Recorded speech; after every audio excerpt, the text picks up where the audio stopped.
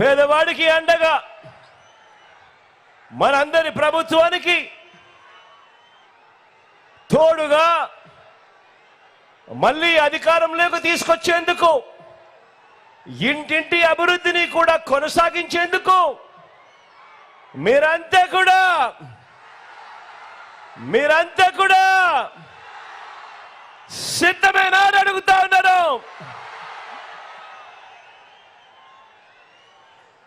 మే 13వ తారీఖున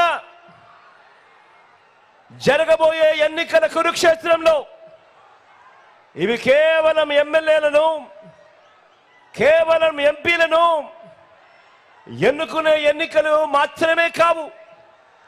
ఈ ఎన్నికలు గత 58 నెలలుగా మీ పిల్లల చదువులు, వారి భవిష్యత్, అక్క చెల్లెమ్మల సాధికారత, అవ్వాతాతల సంక్షేమం, రైతులకు అందుతా ఉన్న భరోసా, పేద సామాజిక వర్గాలకు అందిన న్యాయం, ఇవన్నీ కూడా కొనసాగి మరో 2 అడుగులు ముందుకు వేయాలా మీ ఓటు వల్ల, లేక మోసపోయి అంధకారంలోకి వెళ్ళాలి అన్నది నిర్ణయించే ఎన్నికలు ఈ ఎన్నికలు.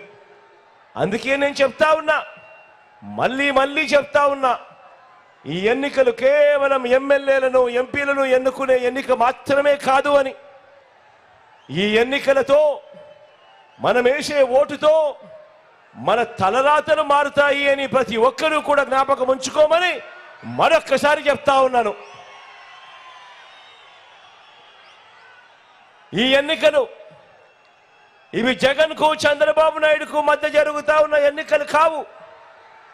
ఈ ఎన్నికలు ప్రజలకు, మరీ ముఖ్యంగా పేదలకు, చంద్రబాబు గారి మోసాలకు మధ్య జరుగుతా ఉన్న ఎన్నికలు ఈ ఎన్నికలు. ఈ ఎన్నికల్లో మీ బిడ్డది, జగన్ది పేదల పక్షమని చెప్పడానికి కూడా గర్వపడతా ఉన్నాను ఈ వేదికపై నుంచి.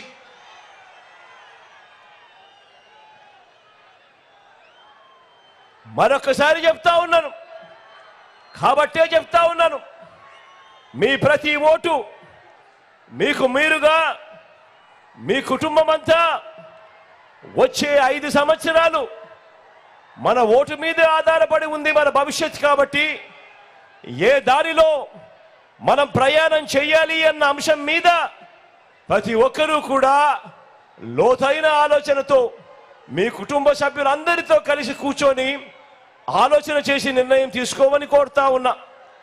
జగన్కు ఓటు వేస్తే ఇప్పుడు జరుగుతా ఉన్న ప్రతి మంచి కూడా కొనసాగింపబడుతుంది.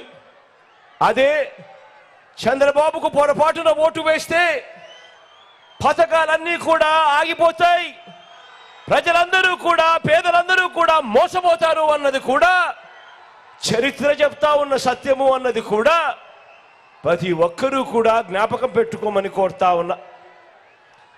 చంద్రబాబు అంటేనే ఆయన గుణగుణాలు ఎలా ఉంటాయి అంటే, చంద్రబాబు అంటేనే ఎన్నికలకు ముందు ఆయన గంగ, అధికారం దక్కిన తర్వాత మాత్రం ఆయన చంద్రముఖి. లకలక అంటూ పేదల రక్తాన్ని మాత్రమే తాగే చంద్రముఖి.